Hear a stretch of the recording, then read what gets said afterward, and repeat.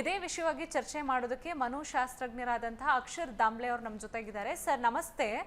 ನಮಸ್ಕಾರ ಸರ್, ಇತ್ತೀಚಿನ ಬೆಳವಣಿಗೆಯಲ್ಲಿ ಸಾಕಷ್ಟು ಜನ ದಂಪತಿಗಳು ಏನಿದ್ದಾರೆ ಅವರು ಸಂಸಾರದಲ್ಲಿ ಹೊಂದಾಣಿಕೆ ಇರೋದಿಲ್ಲ, ಮದುವೆ ಆಗುತ್ತೆ, ಮಕ್ಕಳಾಗುತ್ತೆ, ತದನಂತರದಲ್ಲಿ ಅವರು ಸಂಸಾರನ ತ್ಯಜಿಸಿ ಬೇರೊಬ್ಬರ ಜೊತೆ ಹೋಗ್ಬೇಕು ಅನ್ನೋ ಯೋಚನೆ ಮಾಡ್ತಾರೆ. ಸೊ ಯಾಕೆ ಇದೊಂದು ವೈಜ್ಞಾನಿಕ ಕಾರಣ ಏನಾದರೂ ಇದೆಯಾ? ಈ ಟಾರ್ಚರಿಂದ ಏನಾದರೂ ಈ ಥರ ಆಗ್ತಾ ಇದೆಯಾ, ಅಥವಾ ಸಾಮಾಜಿಕ ಜಾಲತಾಣಗಳಿಂದ ಏನಾದರೂ ಈ ರೀತಿ ಪ್ರಭಾವಕ್ಕೆ ಒಳಗಾಗಿ ಈ ರೀತಿ ಆಗ್ತಾ ಇದೆಯಾ? ದಾಂಪತ್ಯದಲ್ಲಿ ಈ ತರದ ಸಮಸ್ಯೆಗಳು ಬರುವುದಕ್ಕೆ ಬೇರೆ ಬೇರೆ ಕಾರಣಗಳಿದೆ. ಅಂದ್ರೆ ಇತ್ತೀಚಿನ ಸಮಾಜದಲ್ಲಿ ಇರುವಂತಹ ಎಕ್ಸ್ಪೋಷರ್ ಬೇರೆ ರೀತಿಯಂಥದ್ದು. ಅಂದ್ರೆ ಈಗ ಉದಾಹರಣೆಗೆ ಗಂಡ ಆಗಿರೋರು ಹೆಂಡತಿ ಆಗಿರುವವರು ಇಬ್ರು ಕೂಡ ಕೆಲ್ಸಕ್ಕೆ ಹೋಗ್ತಾರೆ. ಕೆಲಸದಲ್ಲಿ ಬೇರೆ ಬೇರೆ ರೀತಿಯಾದಂತಹ ವ್ಯಕ್ತಿಗಳ ಜೊತೆ ಇಂಟ್ರಾಕ್ಷನ್ ಮಾಡ್ಲಿಕ್ಕೆ ಇರ್ತದೆ. ಸೊ ಪ್ರತಿಯೊಬ್ಬರಿಗೂ ಅವರದ್ದೇ ಆದಂತಹ ಫ್ರೀಡಮ್ ಅನ್ನೋದು ಈಗಿನ ಕುಟುಂಬದಲ್ಲಿ ಇರುವಂತಹ ವಿಷಯ. ಇದು ಇರಬೇಕಾದ್ದೆ, ಇದರ ಬಗ್ಗೆ ನಂದೇನು ಆರೋಪ ಇಲ್ಲ ಅಥವಾ ಆಕ್ಷೇಪವೂ ಇಲ್ಲ. ಆದ್ರೆ ಈ ಕಾರಣದಿಂದಾಗಿ ಇಬ್ರು ಕೆಲಸ ಮಾಡುವ ಕಾರಣದಿಂದಾಗಿ ಇಬ್ರು ತಮ್ಮದೇ ಆದಂತಹ ಜಗತ್ತಿನಲ್ಲಿ ಕಳೆದು ಹೋಗಿರ್ತಾರೆ ಎಷ್ಟೋ ಸರ್ತಿ.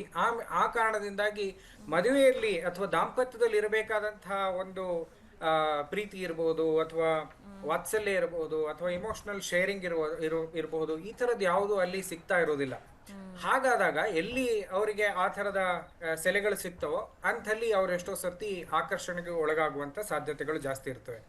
ಅದು ಮಾತ್ರ ಅಲ್ಲ, ಇತ್ತೀಚೆಗೆ ಒಂದಷ್ಟು ಕೇಸ್ಗಳು ನನ್ನ ಹತ್ರ ಸೆಷನ್ಸ್ಗೆ ಬಂದಿರುವಂತ ಒಂದಷ್ಟು ಕ್ಲೈಂಟ್ಗಳ ಹೇಳಿದ ಪ್ರಕಾರ ಎಷ್ಟೋ ಸರ್ತಿ ಅವ್ರಿಗೆ ಆಲ್ರೆಡಿ ಬೇರೆ ಯಾರೋ ಒಬ್ಬರ ಜೊತೆ ಸಂಬಂಧ ಇರ್ತದೆ, ಆದ್ರೆ ಮನೆಯವ್ರ ಹತ್ರ ಹೇಳೋದಕ್ಕೆ ಧೈರ್ಯ ಇರೋದಿಲ್ಲ.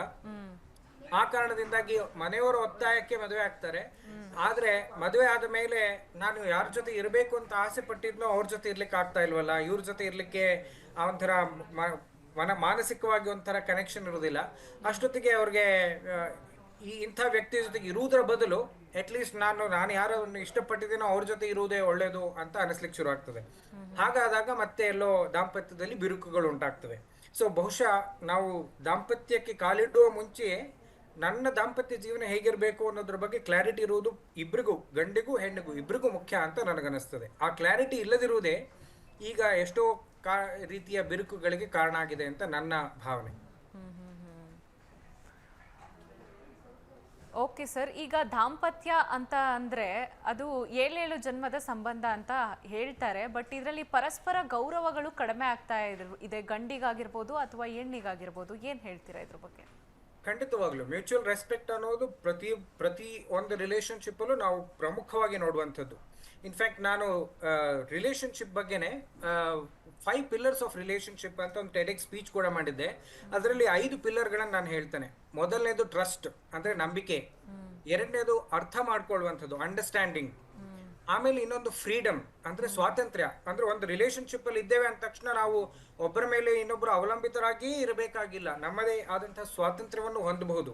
ಆಮೇಲೆ ಫ್ರೆಂಡ್ಶಿಪ್, ಸ್ನೇಹಾಚಾರ. ಆ ಸ್ನೇಹಾಚಾರ ಯಾವಾಗ ಇಬ್ಬರ ಮಧ್ಯೆ ಇರ್ತದೋ ಆವಾಗ ಮುಕ್ತವಾಗಿ ಮಾತುಕತೆ ಮಾಡ್ಲಿಕ್ಕೆ ಸಾಧ್ಯ ಆಗ್ತದೆ, ಸಂಭಾಷಣೆಗಳನ್ನು ಮಾಡ್ಲಿಕ್ಕೆ ಆಗ್ತದೆ, ಅವರ ಡಿಸಗ್ರಿಮೆಂಟ್ಗಳನ್ನು ಕೂಡ ಹೇಳಲಿಕ್ಕೆ ಸಾಧ್ಯ ಆಗ್ತದೆ. ಅಲ್ಲಿ ಆ ಥರದ ಒಂದು ಸ್ಪೇಸ್ ಇರ್ತದೆ. ಆಮೇಲೆ ಲಾಸ್ಟ್ ಇದು ಟೈಮ್. ಇತ್ತೀಚೆಗೆ ಮುಖ್ಯವಾಗಿ ಕಾಣಿಸ್ಕೊಳ್ಳೋದು ಒಬ್ರಿಗೊಬ್ರು ಟೈಮ್ ಕೊಡ್ತಾ ಇರೋದಿಲ್ಲ, ಅಥವಾ ಟೈಮ್ ಕೊಟ್ಟರು ಕೂಡ ಅದು ಕ್ವಾಲಿಟಿ ಟೈಮ್ ಆಗಿರೋದಿಲ್ಲ. ಎಲ್ಲರೂ ಅವ್ರವ್ರದೇ ಜಗತ್ತಿನಲ್ಲಿ ಕಳೆದು ಹೋಗ್ತಾರೆ, ಒಟ್ಟಿಗೆ ಟಿವಿ ನೋಡ್ತಾ ಇರ್ತಾರೆ, ಬಟ್ ಆ ಜೊತೆಗೆ ಇರುವಂತಹ ಒಂದು ಅನುಭವ ಏನಿರ್ತದೆ ಅಂಥದ್ದು ಇರೋದಿಲ್ಲ. ಅಥವಾ ಈಗ ಮೊಬೈಲ್ ಬಂದಾದ್ಮೇಲಂತೂ ಒಟ್ಟಿಗೆ ಕೂತಿದ್ರು, ಒಂದೇ ಹಾಲ್ನಲ್ಲೇ ಕೂತಿದ್ರು ಕೂಡ ಅವರು ಇಬ್ರು ಫೋನ್ನಲ್ಲಿ ಸ್ವೈಪ್ ಮಾಡ್ತಾ ಇರ್ತಾರೆ ಹೊರತು ಮುಖಕ್ಕೆ ಎದುರು ಬದುರು ಇರುವಂತಹ ವ್ಯಕ್ತಿಗಳ ಜೊತೆ ಮಾತಾಡುವಂತಹ ಪರಿಪಾಠ ಮುಂಚೆ ಏನಿತ್ತು. ಈಗ ಉದಾಹರಣೆಗೆ ಹಿಂದಿನ ಕಾಲದಲ್ಲಿ ಏನಿತ್ತು, ಸಂಜೆ ಹೊತ್ತಿಗೆ ಎಲ್ಲರೂ ಕೂತ್ಕೊಂಡು ಹರಟೆ ಹೊಡೆಯೋದು, ಮಾತಾಡೋದು, ಈ ಪ್ರತಿಯೊಬ್ಬರ ಜೀವನದಲ್ಲಿ ಏನಾಗ್ತದೆ ಅಂತ ನೋಡುವಂಥದ್ದು, ಈ ಥರದ ಏನು ಅಭ್ಯಾಸಗಳಿತ್ತು ಅವುಗಳು ಕಡಿಮೆ ಆಗ್ತವೆ. ಆ ಕಾರಣದಿಂದಾಗಿಯೂ ಆ ಇಮೋಷನಲ್ ಬಾಂಡಿಂಗ್ ಅನ್ನೋದು ಎಲ್ಲೋ ಕಡಿಮೆ ಆಗ್ತಾ ಇದೆ ಅಂತ ನನಗನ್ನಿಸ್ತದೆ. ಓಕೆ, ಮತ್ತಷ್ಟು ಮಾತನಾಡ್ತೀನಿ. ಕ್ಷಣ ಕ್ಷಣದ ಸುದ್ದಿಗಳಿಗಾಗಿ ಫ್ರೀಡಂ ಟಿವಿ ಸಬ್ಸ್ಕ್ರೈಬ್ ಮಾಡಿ, ಲೈಕ್ ಮಾಡಿ ಹಾಗೂ ಫಾಲೋ ಮಾಡಿ. ಹೊಸ ಸುದ್ದಿಗಳ ನೋಟಿಫಿಕೇಶನ್ಗಾಗಿ ಬೆಲ್ ಐಕಾನ್ ಮೇಲೆ ಕ್ಲಿಕ್ ಮಾಡಿ.